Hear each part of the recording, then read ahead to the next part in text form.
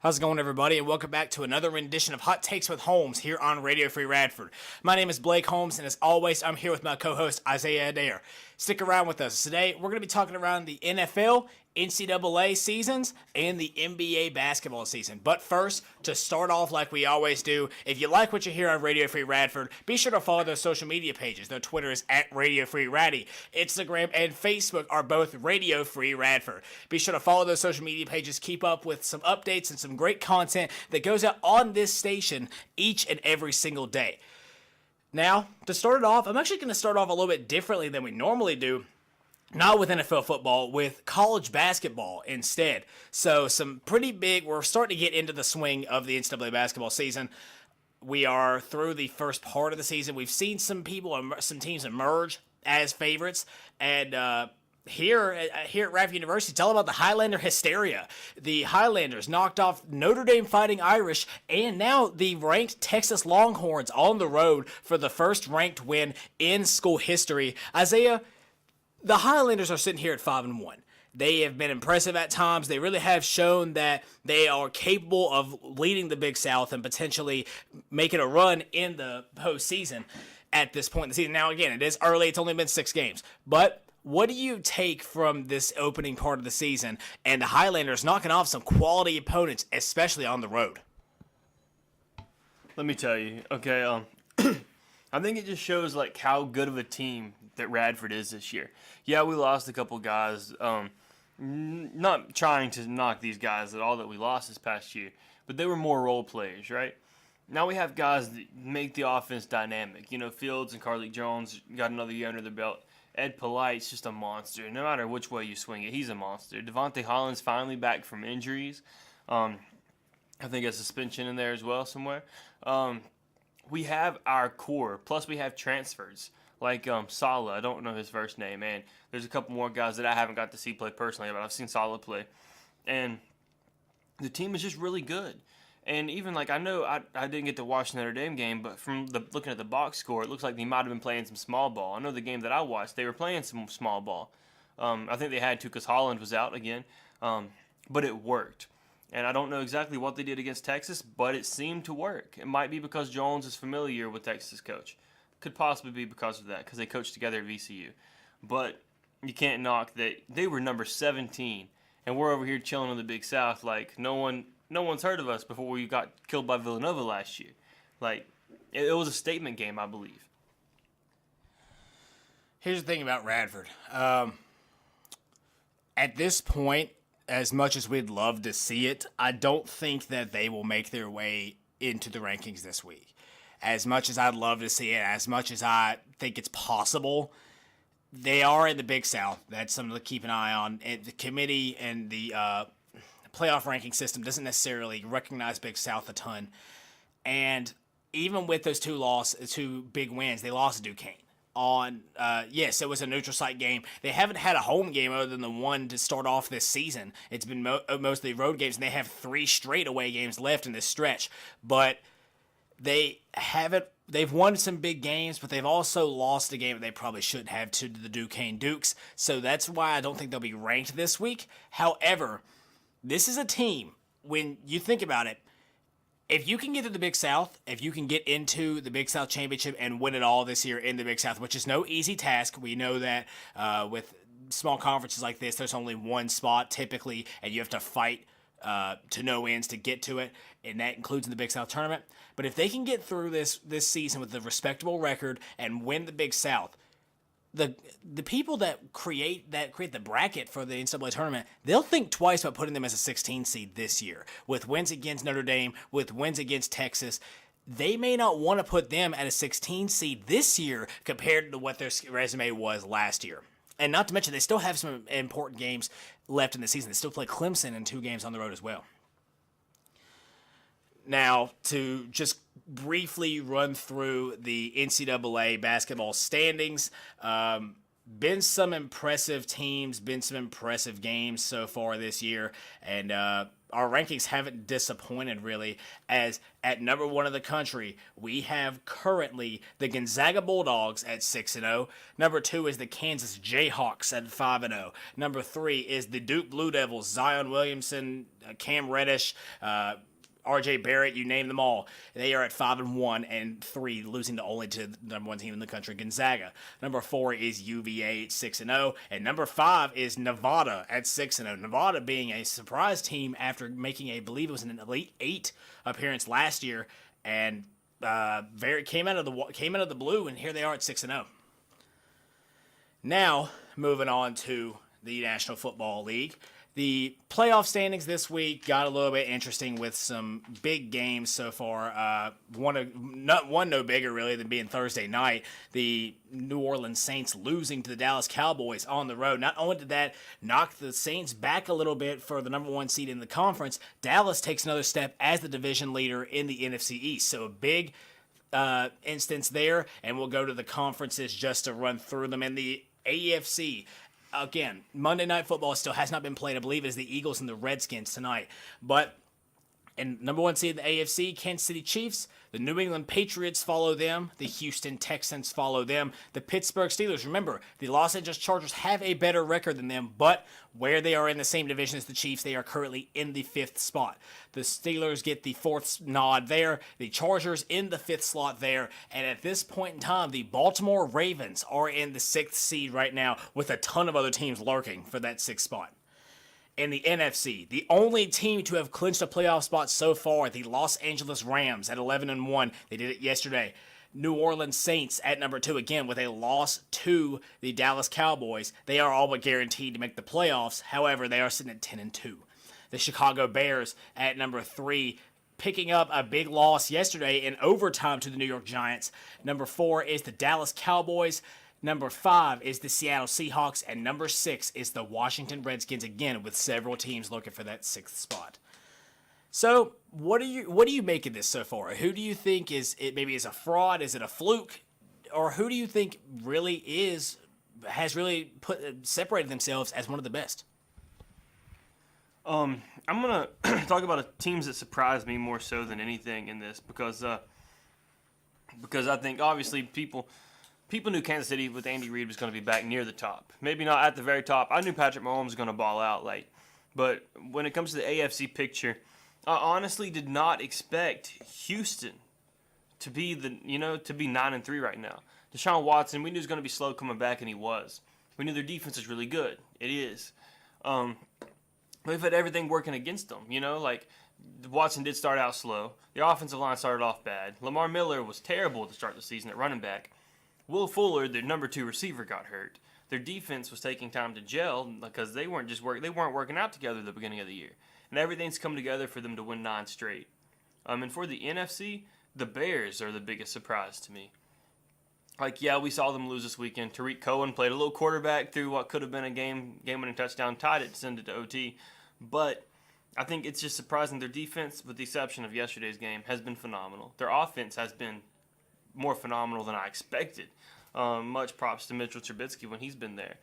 So those have been my 2 surprise teams, and you can tell they might not have the most talent on either one of those teams, but they for sure have probably some of the most heart that we have in the NFL, and I think that's what's separating them.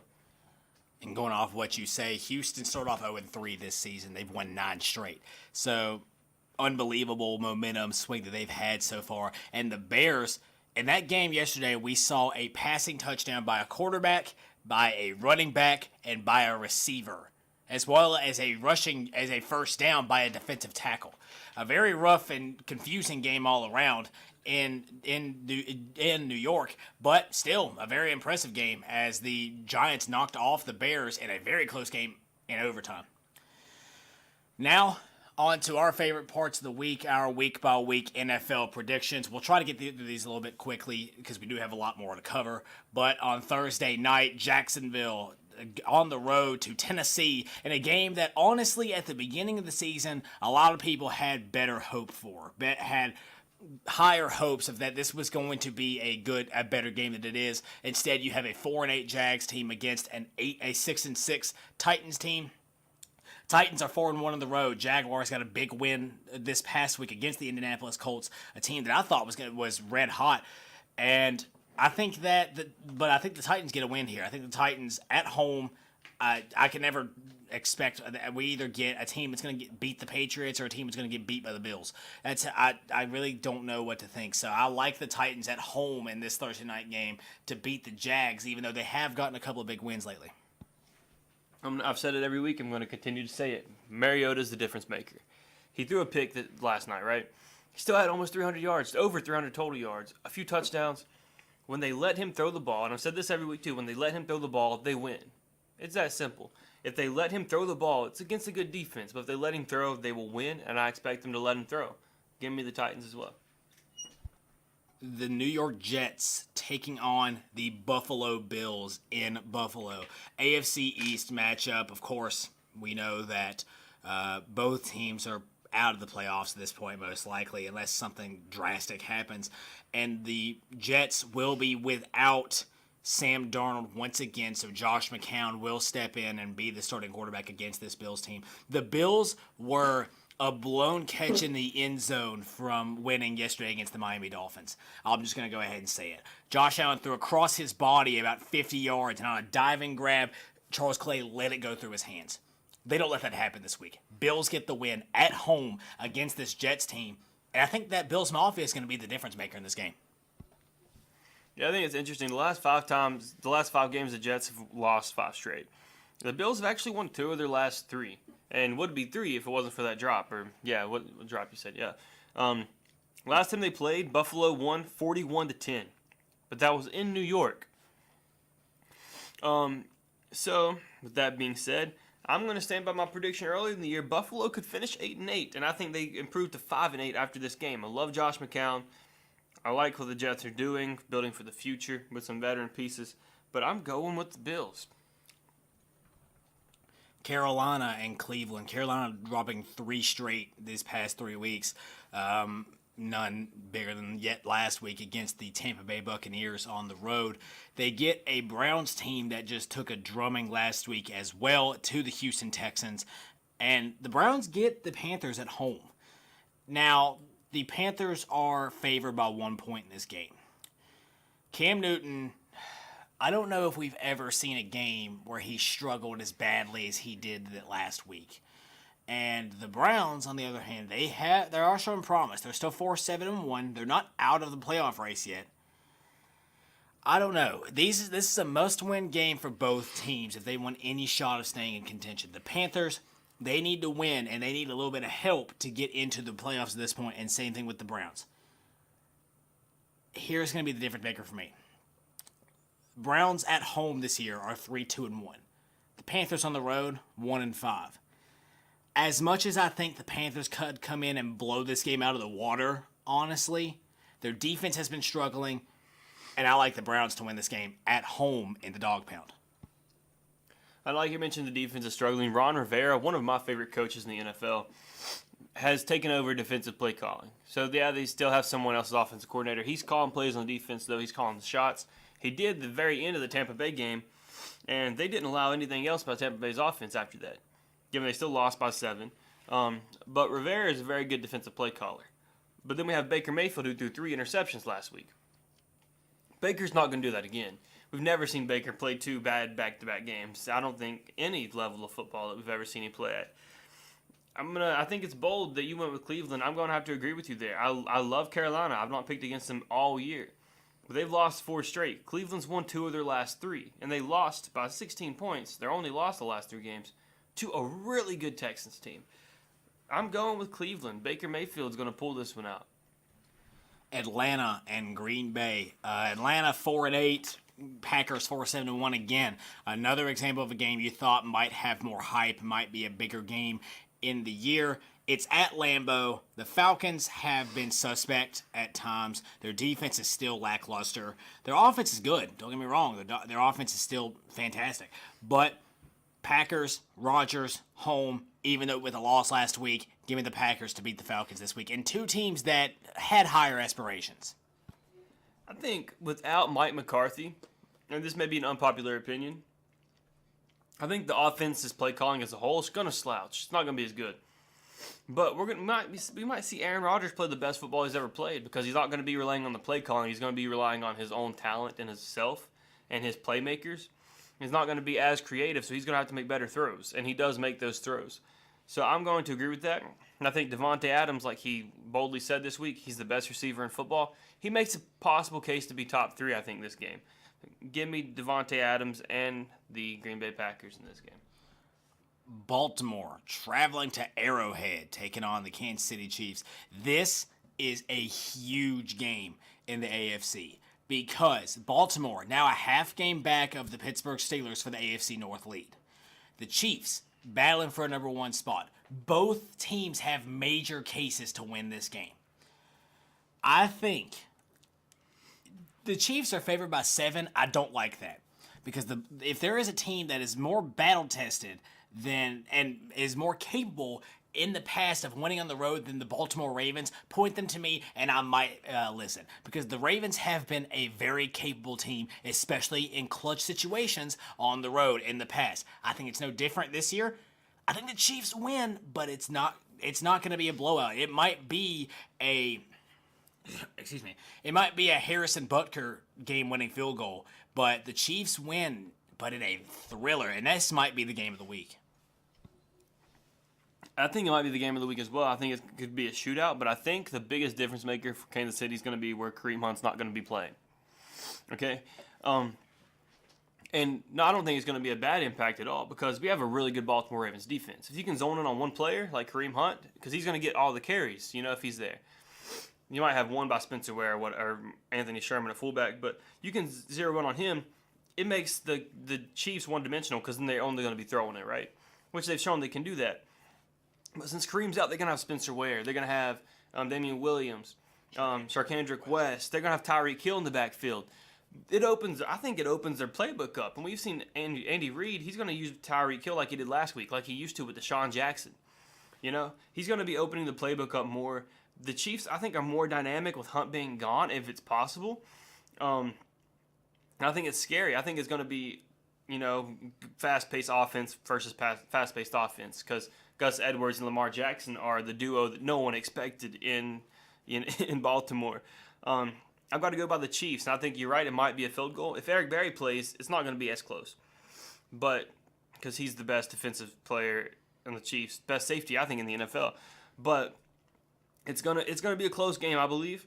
But I do think Kansas City pulls it out. And it could come down to like a last-second fumble by Lamar Jackson just because he's a running quarterback. And this is, I think, an underrated defense as well. So give me the Chiefs. The Miami Dolphins playing host to the New England Patriots. This game, earlier in the year, Patriots blew the Dolphins out in a game that a lot of people thought could have implications on the AFC East playoff, on the AFC East seedings. The Miami Dolphins, for whatever reason, when the Patriots go on the road to Miami in the past, they've struggled. They have, and they've actually suffered major losses towards the end of the season going to Miami for whatever reason, maybe going from cold to hot weather. I don't know, but I don't think it's going to happen this time. The Patriots win pretty handily against this Dolphins team. I know Tannehill's back, Kenyon Drake's playing pretty well, Devontae Parker in the receiving game, but the Pats, their defense actually looked competent. They looked capable last week, and I think they are finally starting to come together, and things are going to get interesting in Week 15. Let's put it that way. Patriots win this game. Oh, this is interesting. This is very interesting because I'm pretty sure when Ryan Tannehill's healthy, he's split with Tom Brady every year. I may be wrong. Someone correct me if I'm wrong, please. You can message us at Hot Takes with Holmes on Facebook. If I'm wrong, let me know. But I think he has. Last year they didn't split, which surprised everyone, I think. It surprised us. But Tannehill was hurt last year. I think Tannehill takes this game. I think they go up to 7-6, make a case for a wild card spot, even more than they already have. I think Tom Brady plays a good game, but I think it's going to come down to the defense. They've been playing good, yes. But the offense has Balaj, Kenyon Drake, Gore, like Kenny Stills. Their leading receiver is Danny Amendola, but they still have Kenny Stills, Albert Wilson, Devontae Parker. Parker's been crazy recently. So I don't know. I don't think you can rule him out, and I think it's going to be closer than people give him credit for. But I think somehow Miami pulls it out. New Orleans and Tampa Bay. Poor Tampa is all I have to say. New Orleans is going to be on a vengeance, losing this past week. Now, we are waiting to see if Alvin Kamara will be good to go. Took a monster hit last week in the Thursday night game against the Dallas Cowboys. And I don't see him, it doesn't look like he's on the injury report, so he should be good to go. I'm just gonna say this. I feel bad for the Bucs because they're gonna get beat by a lot this week. Saints win big on the road. I'm just gonna say that hit by Alvin Kamara. Like, I stopped watching the game at that point because I was mad. Like, that was the most blatant head-to-head hit I've ever seen in my life, and the ref was standing right beside where it took place, and it was obvious. But anyway, off my soapbox. I personally think that, like you said, they're going to be on a vengeance. If they didn't lose to Tampa Bay earlier in the year, they would be the number one seed in the NFC right now because they have the tiebreaker over the Rams. They'd be 11-1. They'd have the tiebreaker over the Rams. I'm going with New Orleans just because they're both going to be angry, not just coming off a loss, but Tampa Bay is one of the two reasons why they aren't having home field advantage all the way through playoffs right now. So I'm going with New Orleans, and I don't know if they lose again this year. Giants and Redskins in Maryland. Redskins struggling a little bit, but again, what can you do when you lose your starting quarterback? Colt McCoy still capable, but they are at 6-5. They're not out of the division race, and the Giants at 4-8. They're surging right now. They just got a win this past week again against a battle-tested Chicago team at home. The Giants are starting to finally figure out a few things in their offense. Maybe that's just to let Odell Beckham be a quarterback from here on out. I don't know. But the Redskins at home, I like Washington to win this game, to be completely honest. As much as I think it's a toss-up game, I think it's almost a flip a coin, in my opinion. And you could say it. I like the Redskins being at home. Their running attack gets well done. Adrian Peterson does a serviceable enough job to get into the end zone a couple of times, and I think the Redskins beat the Giants in a low-scoring affair. I don't know who the OC is for the Giants, but if I was him, I would be putting in some Wildcat packages that have, like, Odell Beckham in a quarterback, right? I would be doing that. He needs to take at least a pass a game because he's accurate. He's so accurate. The pass he had 49 yards. It was 48 yards in the air. Just a flick of the wrist because he turned it upfield to run, saw that Russell Shepard was open. He just slung it, and it was beautiful. I have to say, the Giants have won 3 of their last 4 games, only losing to what I think is an underrated Eagles team. I'm going with the Giants in this game. Colt McCoy, I'm a fan of, but I don't think the Redskins without Alex Smith. Colt McCoy is more aggressive with the ball. Their offense and their whole team is built to be conservative. It's built to be really conservative, and I think that's going to cost them the game in the long run and maybe cost them playoffs. So give me the New York Giants. Indianapolis and Houston. If Indy hadn't lost this past week, this would have been huge, and it still is big. But with that being said, Houston has won 9 games in a row. I'm not picking against them until they lose. Give me Houston at home against the Colts.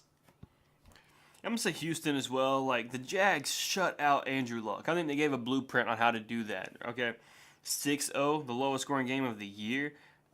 Insane. And I just want to take a minute to say, without Andrew Luck, the Colts would be 0-12. But, again, like, I agree with you. I agree that Houston is a phenomenal team. One of the top 5 teams in the NFL, I believe. I think they get it done. They get it done. It's at home. It's somewhat of a trek from Indianapolis to Houston. Give me Houston. Cincinnati going across the country to LA to take on the Los Angeles Chargers. Chargers win here. I'm not going to beat around the bush. Jeff Driscoll is the quarterback of the Cincinnati Bengals right now, who he's been serviceable in the past as a backup, especially this season. He's shown poise at times. But the Chargers coming off of a big win, which we'll talk about. I'll go on a rant about later on. A big win yesterday against the Steelers in prime time. Chargers favored by 14.5. I think they cover, and I think the Chargers win this game big against the Bengals. Bro, it's a laugher. Phillip Rivers, like I said last week, maybe the best Rivers you've ever seen. And he's took a team to an AFC Championship game before. Yes, he had LT, but I think he's better than that. I think he's phenomenal this year. I think he's a top 3 quarterback probably this year. I love Phillip Rivers. I love this Chargers team. So well-rounded. And Jeff Driscoll. He'd be better off playing receiver for the Patriots, I believe. Give me the Los Angeles Chargers. Denver and San Francisco. San Francisco, after they won against the Raiders in a Thursday night game earlier this year, and everyone was all aboard the Nick Mullins train, and then they're at 2-10 right now. But again, it's same thing with the Redskins. What can you really do when you lose your starting guy, your guy that led you to a big streak last year with Jimmy Garoppolo? You can't do much. So the 49ers, they lost Garoppolo for the season, and they've been struggling, but they should be able to rebuild for the draft. Broncos win on the road. Broncos are still very alive in the AFC. They want that 6th playoff spot, and they got to beat San Francisco to keep trekking towards it. They're going to do that this week. I say this not wanting to apologize because I know no one from the Niners will ever hear this. It's a team full of backups. Okay, Phillip Lindsay is the best pure runner that was in this past draft class, and he went undrafted. Okay? Talk about best running back. Okay, it's Saquon Barkley. He's an all-around guy. Phillip Lindsay is a Le'Veon Bell type guy. Like I was telling you before the show, he's got patience. I don't know if you guys saw the run. It was a run to the right, like a power. It was a power run to the right. Dude, he came to a complete stop. Did a jump cut in the end zone like not even half a second. It was a great play. I like Phillip Lindsay. I like this offense. They seem to have gotten better since they traded Demaryius Thomas. And Case Keenum's been playing really good of late. So I'm going with the Denver Broncos against the team of backups in San Francisco. You want to hear the typical salty fan rant. Here it comes. Pittsburgh taking on the Oakland Raiders across the country this past week. I want to go ahead and set this time aside to say that yesterday's game, if you want me to be completely honest, the Los Angeles Chargers had no business being in that game yesterday. Not only was it the fact that the Steelers did give up a 16-point lead, it really was, in the second half, it was all Chargers. Chargers dominated the second half, and then on a game-winning field goal, the Steelers did jump off sides twice, trying to block the kick, and on the third time, they actually jumped off sides again, but the Chargers made the field goal. So, Chargers definitely dominated the second half. But, earlier in the season, the Chargers played the Cleveland Browns, and an obvious false start that was not called led to a touchdown on the play against the Cleveland Browns, ultimately leading the Chargers to a win over the Browns team at that time. An official was fired for that incident. There was a false start play last night that was on par, if not worse, than the one that an official was fired for. A play that everybody in the stadium, even some Chargers players, knew was a false start, except for the line judge. The line judge did not see that. The right tackle was literally 2 yards into the backfield. No flag called. Chargers then score on a 45 to 50 yard touchdown pass in that same play.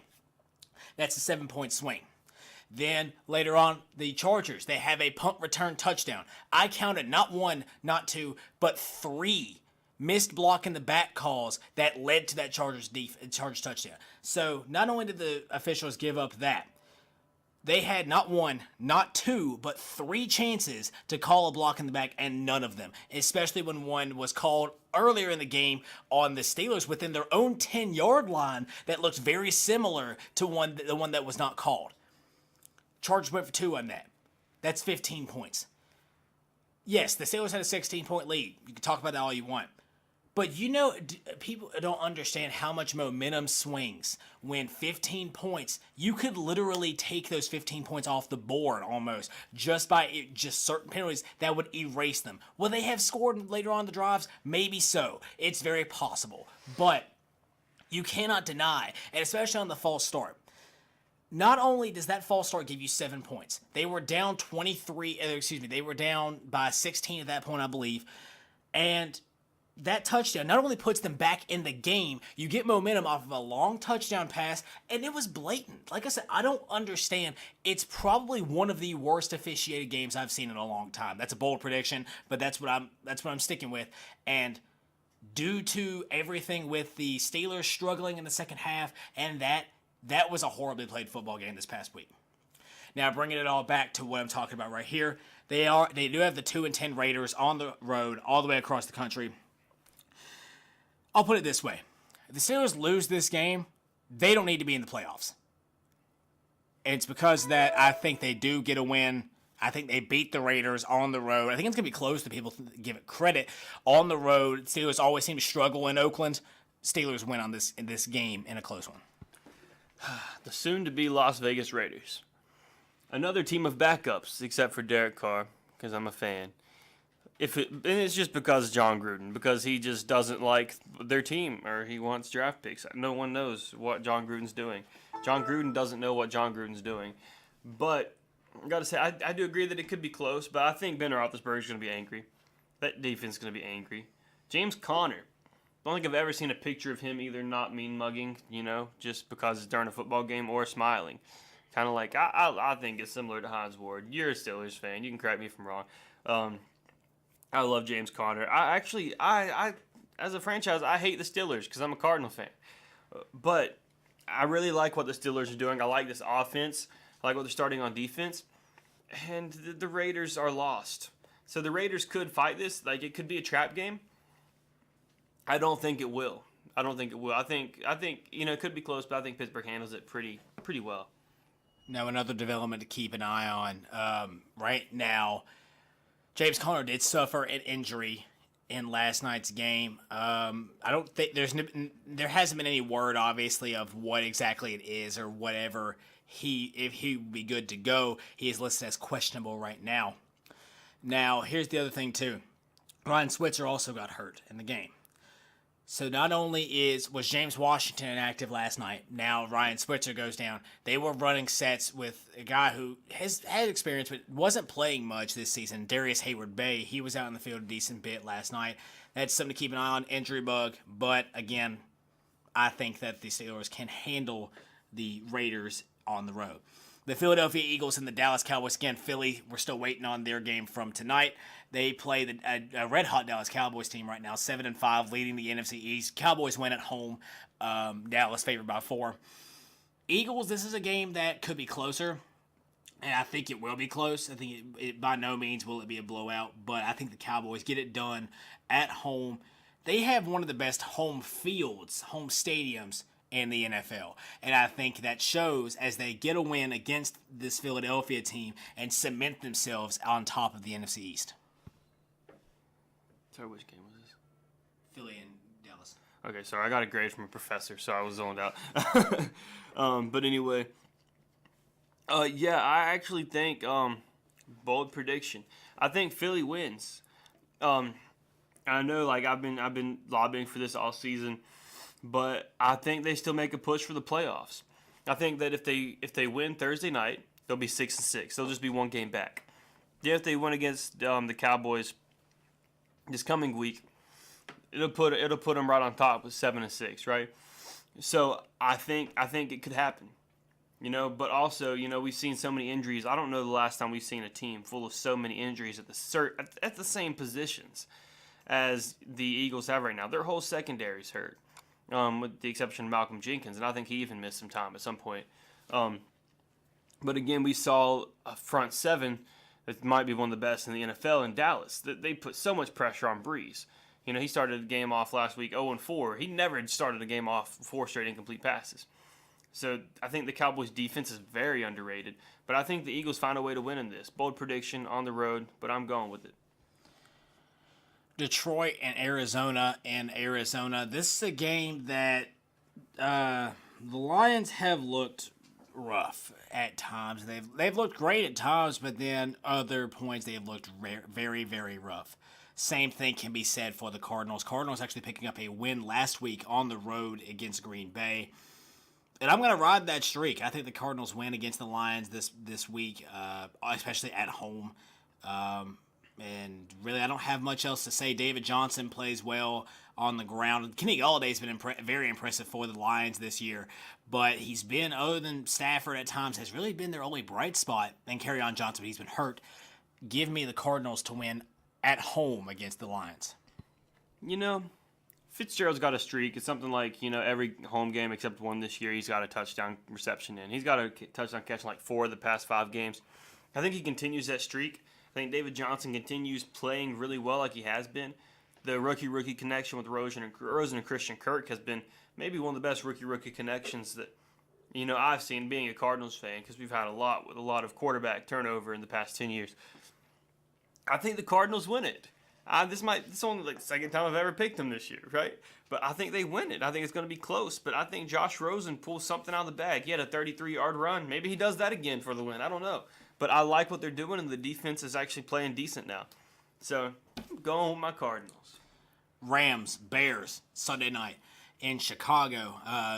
LA 11-1, Bears 8-4. This is a big game. 2 division leaders going at it on Sunday night. You better believe that the Minnesota Vikings are going to be watching this game closely. I think that the Rams get it done on the road, 11-1. Bears lost last week, and I don't know if Trubisky will be back or not. I'm looking. It looks like he is. Okay, it actually looks like he will be inactive for this game as well. So it will be Chase Daniel at the helm for the Bears team. And I like Chase Daniel, don't get me wrong. Rams win this game on the road, and Minnesota makes a push for the top of the division. So, let's see. Todd Gurley, the best running back in the NFL. On the other side, we have a running back named Tariq Cohen that can do everything. He actually might get the nod at quarterback. I mean, it's just a guess I'm throwing out, because he played in crunch time. He played quarterback last week. So I'm thinking that we could see a close game. I think it being in Chi-Town, like, it could be a closer game than we expect, right? But keep in mind, it's not going to be that unfamiliar, because the Rams, almost the whole team that we have right now, they used to play not far away from there in St. Louis, Missouri. It's not going to be too much of an unfamiliar place. Given Soldier Field's a tough place to play in December, if anything, that's going to be the key. That's going to be the key. I actually do think the Bears win because of that. Soldier Field's, a tough place to play in the cold. They're used to the warm games. I think it's going to be close. But if they don't win, it's because, Mitchell Trubisky's not in, which is also a possibility. But give me in a close one, I'm going with the upset. I've got Chicago. Monday Night Football, Vikings, Seahawks, CenturyLink Field. The Seahawks have been a surprising upstart team so far this year. They're 7-5 right now with a winning record, and in the playoffs, they'll probably get the 5 seed in the NFC if they continue to play like they have been. I think they do. I think they beat the Vikings, and the Vikings get excited. In my prediction, I think the Vikings get excited because the Rams beat the Bears, and then they lose to the Seahawks the next night. I like Seattle to win this game at home against this Vikings team. I like this being a Monday night game because it has so much potential. But I agree with you. I think Seattle wins. Russell Wilson has been, again, phenomenal quarterback play this year. And he's had a rotating door at running back with Chris Carson and C.J. Precise and McKinnon and McKissick and Rashad Penny. They've had so many running backs come in and out of there this year and in the past. But I think Russell Wilson, Houdini, finds a way to pull it off. It's going to do it for our NFL week-by-week predictions. Moving on to NCAA football, and what a week we've had. The playoff field, bowls are set. But let's go over the championship week first. On Friday night, starting off, the Washington Huskies knocked off the Utah Utes in the Pac-12 championship, a game that not many people didn't really have many major implications on the playoff seedings. Then we go to Saturday, which had our main games. Starting it off on the day, Oklahoma got a win against Texas. Their vengeance game beat them 39-27. It finished 12-1 on the season. Ohio State later on that night knocked off Northwestern 45-24. That was a big game for Dwayne Haskins as he threw for just under 500 yards, 499 yards and 5 touchdowns. Memphis losing to UCF as they go 12-0 for the second straight season. UCF wins the American Conference Championship on that game and gets snubbed out of the playoffs again. Fresno State beats Boise State in the Mountain West Football Conference. Then you have the game of the night, in the two games of the week, in my opinion. Clemson beating Pittsburgh 42-10. Clemson finished undefeated again, really proved that they belong in the playoff. And Georgia had a 14-point lead over the Crimson Tide. Tua Tagovailoa struggled mightily in this game. Something that we didn't think was really possible. But Tua threw 2 interceptions in this game, then went out with an injury. And due to football justice, Jalen Hurts comes in and leads the Crimson Tide to a win in the clutch over the Georgia Bulldogs, a la Tua Tagovailoa. Crimson Tide, phenomenal. Resilient. There's nothing else to say about them. They've played in a close game for the first time this year, and they got it done against a very capable Georgia team that finished number 5 in the country. Although I think that I don't necessarily agree with them being as high as number 5 seed, it got done. So, what teams really separated themselves, and what teams really showed a testament to what they're going to show in the postseason, in your opinion? I think out of the top teams, the only one that really had much of a competition, I think, was Alabama, which is weird. But I know a lot of people think, when you don't, like you kind of alluded to it, when you don't play the tight games, you don't know if you're going to be able to play the tight games, right? And then there's a question, Tua's had injury problems all throughout the year. How will they fare if Jalen Hurts has to take the reins? Will he be reluctant and hold back because he lost his job, kind of have some, some bad blood there? I think all of our questions about the Alabama team got settled with this game against Georgia. So Tua got hurt, Jalen comes in. They're down, they come back and win. Every problem that you could possibly have with a team that wins big every game has been answered. Now, they do expect Tua to come back to be able to practice in 2 weeks to prepare for the playoff. They expect him to be healthy. They expect him to start. He hasn't done anything to lose the job, I don't think, because we don't know if he could have come back. He started to come back before he got hurt. So we don't exactly know. I just know that they have a good problem. They have a good problem because there's not going to be much of a quarterback competition because I think Hurts is going to transfer after this game. And that's the only thing. You can't look that far ahead, but I think you've got a good problem in Alabama, and I think that's what stood out to me the most is that they did play very good late in the game. Call it a bold prediction. I don't think Jalen Hurts transfers. I think what ultimately happens is he redshirts next year. Because remember, he didn't redshirt his freshman year, so he still has a year that he can redshirt. He redshirts his freshman. He redshirts next year. Tua, phenomenal, plays well, and cements himself as number 1 draft pick potentially. Goes off to the NFL, and now you have a 5th-year senior, Jalen Hurts, leading the offense again. It's very possible. Now, is it possible that he does transfer? Absolutely. It is entirely possible. After this season, he could transfer, not lose a year of eligibility, and or not lose a year of eligibility, just not have to wait a year before he plays again. And that is entirely possible. But Alabama, they are resilient. They're battle tested. They proved that this week.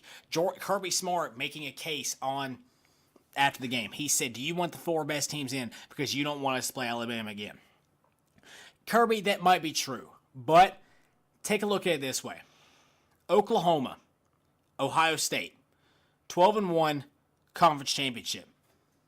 Georgia, 11-2, no conference championship. You see the dilemma here. Is Georgia a very capable and talented football team? Absolutely. Jake Fromm, a very good quarterback with a running game like Elijah Holyfield. It's very capable. They are a very good team. Here's my thing. Don't get blown up by LSU and handle your business. You were up 14 in the SEC championship game. If anything, if you guys would have won, knowing the committee, they would have put in Alabama over Oklahoma and Ohio State. And the reason for that is because Alabama has been dominant this season. No one's denied that. Georgia, on the other hand, has played some close games that they probably honestly shouldn't have been in. We take a look here. They beat Missouri 43-29 at home. Missouri, while an underrated team, you shouldn't be only beating them by the little amount you did. Again, blown out by LSU 36-16.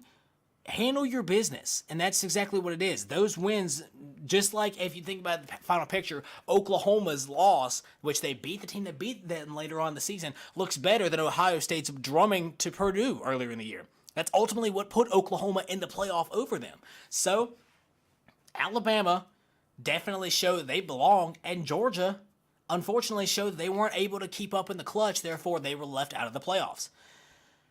Moving on to our final playoff rankings, in the top 6 spots, we have the Alabama Crimson Tide again. Can't say enough about them at 13-0.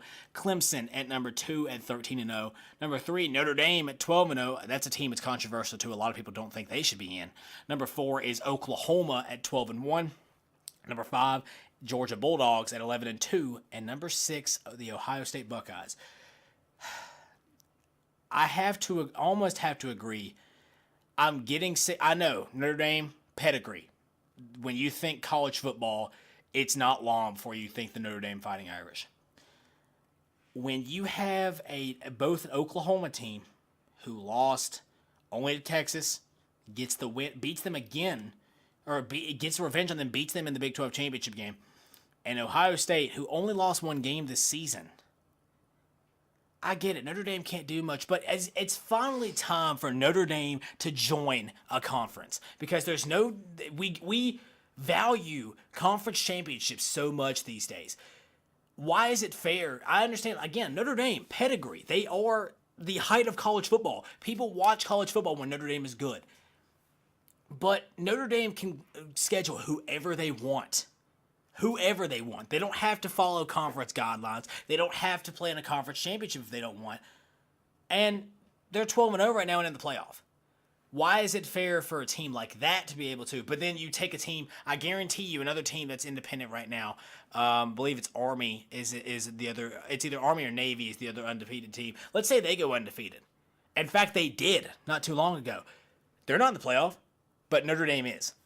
Notre Dame played some quality opponents too, but I almost say let Ohio State, Oklahoma leapfrog them and let them be the 5 seed. What are your thoughts on that? I think they got the ratings right for the most part, right? I do think Notre Dame is a very good football team. But I don't think it's fair to put a team that is a no conference in over a team that's won 25 straight games.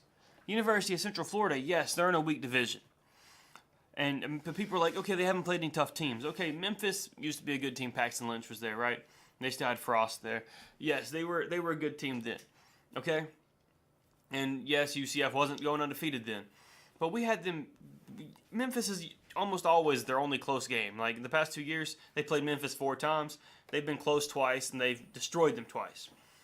This year in the championship, they were down, I think, 18 points or something like that. They came back with their backup quarterback. If that doesn't talk about how talented your team is, coming back in a conference championship with your backup quarterback, then again you have Notre Dame sitting, in the playoff at that number 3, right? Sitting at number 3, not even in a conference. So that's just me. I would like to see UCF. I think that's why we need to expand it to 8 teams, because I think Ohio State deserves a chance. I think UCF definitely deserves a chance.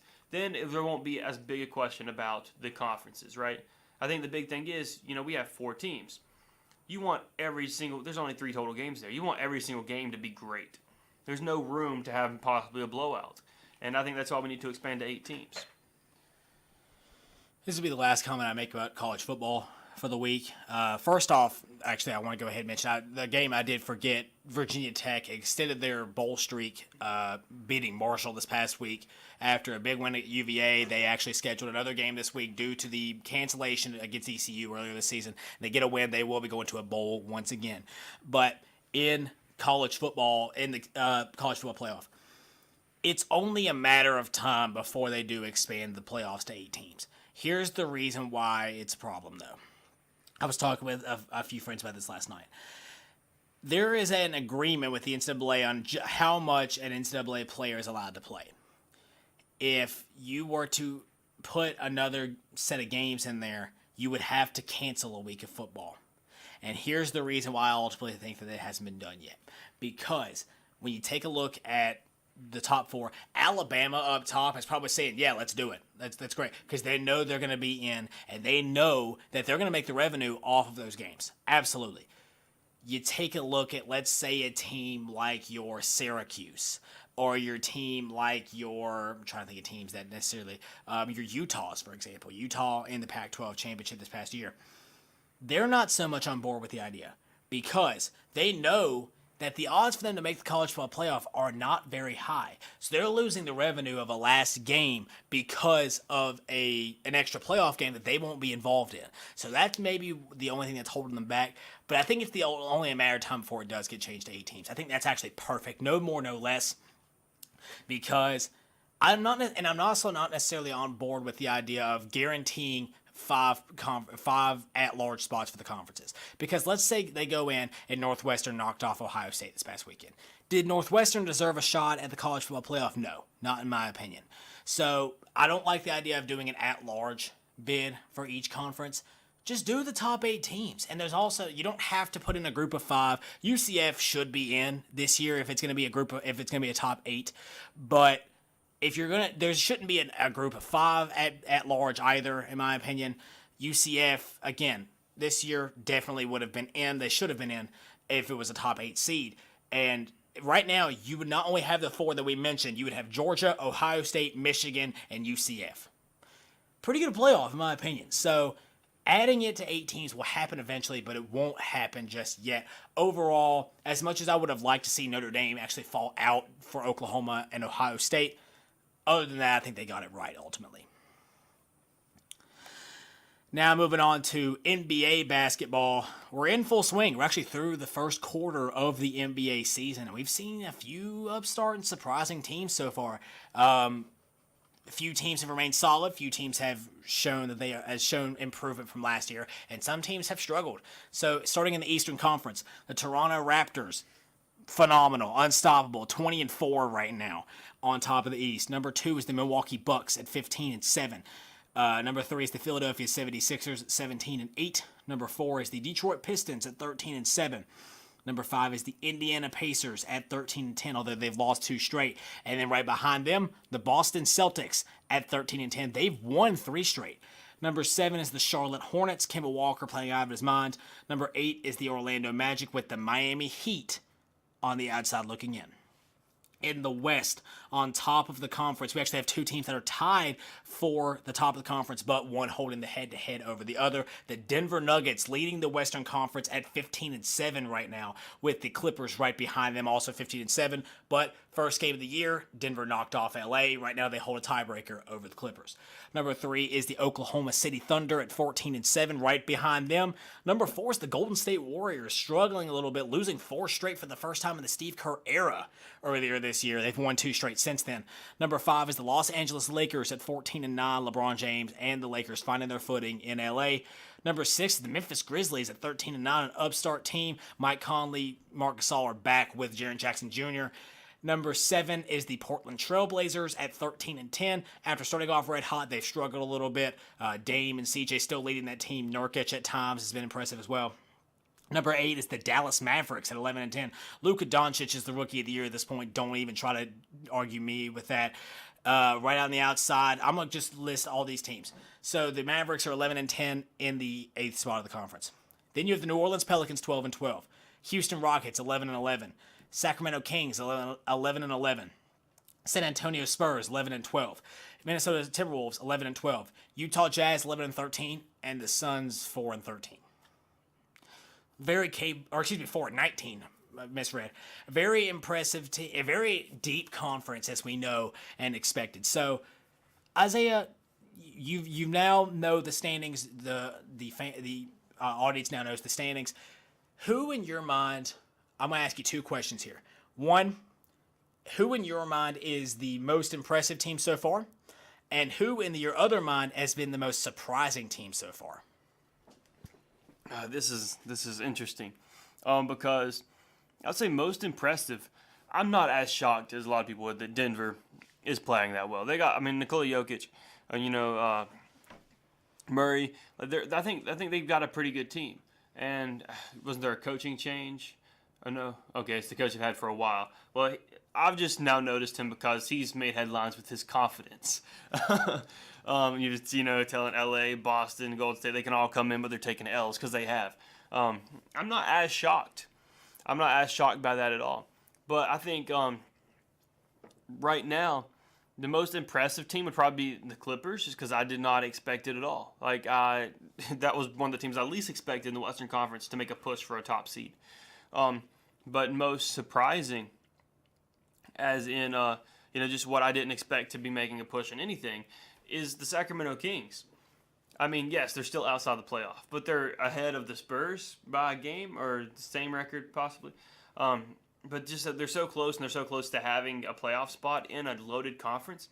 I think it says a lot about their drafting strategy, where they've tried to get all these young guys, and they're like, oh, it's okay, we don't need any veterans. If we do, we get Vince Carter and Zach Randolph for a year, right? I didn't like the strategy, but I thought it could pay off in the future, or it could really damage these young guys' careers. And it seems to be possibly paying off. Just second, third year in these guys' careers, a team full of youngsters, they're competing for a playoff spot in a tough conference. If this was the East, they would probably be around where Boston's at, maybe a little ahead. To answer that last remark, 5 of the teams that are not in the playoffs in the Western Conference would be in the playoffs in the Eastern Conference. That is insanity. No other words for it. My surprise team of the year, though, is the Detroit Pistons. At number 4, 13-7. They started off red hot. I believe they started 5-1 on the season. Blake Griffin has had a sneakily underrated year. Really, he's been playing on par with the level that Giannis Antetokounmpo has, which is something insane. Is that Antetokounmpo has the Bucks at number 2 in the Eastern Conference. The Pistons are playing well. Drummond and Griffin are meshing pretty well, and the Pistons are setting themselves up. My most impressive team so far this year also comes from the Eastern Conference, and you can't deny the Toronto Raptors the best team in the NBA right now. Regular season wise, you can make all the comments you want about postseason. They struggle in the postseason. Kyle Lowry, he's a kryptonite in the postseason. Toronto is 20-4. They've won 8 straight games, and they've done them pretty handily as well. They got a big game tonight against the Denver Nuggets at home, but Toronto has been hands down the best team in the league, and you can't tell me otherwise, because let's take a look. 20-4. The next best record after that is right behind them at 15-7. They have a 4-game lead on everybody in the NBA. Raptors with Kawhi Leonard, they're great. They belong at the top of the Eastern Conference, and I think they continue to make a push for that as the season goes on. Last thing we're going to cover is our Players of the Week review for the NBA. Players of Week 4 in the Eastern Conference. Giannis Antetokounmpo, I mentioned him earlier, phenomenal. He doesn't shoot a 3-ball very often, but when you have the length and the athleticism that he does, you don't need to. When you can take off from the 3-point line and be at the basket in 2 steps, unreal. Ridiculous. In the Western Conference, a bit of an upstart, Tobias Harris, the wing for the Los Angeles Clippers, a guy who really has been a key player in this run that the Clippers have had, coming out of the University of Tennessee, Giannis coming from Greece. So both players playing very well. Both players have their teams in good spots. So congratulations to Giannis Antetokounmpo and Tobias Harris. Last thing, I actually forgot to mention this earlier on, NFL predictions, or even any sport. Your hot take of the week here on Hot Takes with Holmes on Radio Free Radford. Go. I'm going to go with NFL. And I'm going to say, I made a prediction about this guy last week. I was off by a little bit, not much. And I'm going to go for it again. I'm going to say Marcus Mariota has 350 passing yards this week. Last week I said 300. I think I said 300. He had 280 to 290. I'm saying 350 passing yards this week. And that's 2 touchdowns and a rushing touchdown. Here's my biased hot take for the week. The Denver Nuggets finished with a top 3 seed in the Western Conference this year. I say that they dropped 4 straight earlier this year after starting off 9-1 and looked like they were going to slip down the rankings. And here they are going into a primetime game against the Raptors tonight, and they've won 5 straight games. They've been resilient. They've played some tough. They haven't played a great schedule. They've played some tough teams that span, including the Celtics, the Lakers twice now, the Thunder on the road, getting a win in this streak against the Thunder. They look prepared, even with injuries. They blew out the Lakers at home without Gary Harris. They have been a very capable team. They look like they have several different options. Monte Morris is growing up right in front of our eyes, coming in the second unit. Fun fact, Monte Morris, the backup point guard for the Denver Nuggets right now, if he finishes the season the way he is, he will hold the highest assist to turnover ratio in NBA history in a single season. Over 6 assists to every turnover. The record, 5.5 by Muggsy Bogues. You can't beat that, especially from a backup quarterback. And also keep in mind, the Nuggets are without Isaiah Thomas, Will Barton, Michael Porter Jr., and Jared Vanderbilt right now. It's a very capable team, and I think they finished top 3 in the Western Conference. Yeah, that's crazy because Michael Porter Jr., I think he reminds me a lot of Kevin Durant. Just his build, his length, his athleticism. So I think that'll be a game changer when they get him back, and I think it's going to be hard for anyone to take that top spot away from him when he does come back. Now, it is worth mentioning he might be a Ben Simmons story because where the back injuries have plagued him in the past. However, something to keep an eye on as the season goes out. Well, that is going to do it here on Hot Takes with Holmes here from Radio Free Radford.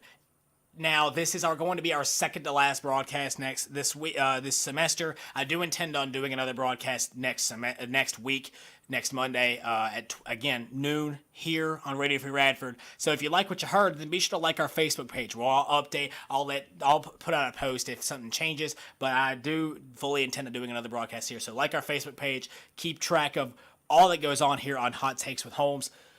I'll let you know updates, and I'll also let you know whenever our broadcasts are uploaded to our YouTube channel. That's right, every single broadcast that we do here on Radio Free Radford gets uploaded to our YouTube channel. You can find us at Hot Takes with Holmes on both of the sites. And, of course, again, it'll be posted on YouTube, and then we will let you know on Facebook when it is live that you can listen to. So if you missed the first part of this broadcast, you want to go back and listen, or you want to listen to some of our past broadcasts, they're all right there for you. Be sure to like and follow those social media pages. But for now, for my co-host, Isaiah Addair, that's going to do it for me. I'm Blake Holmes, and we'll see you next week here on Radio Free Radford.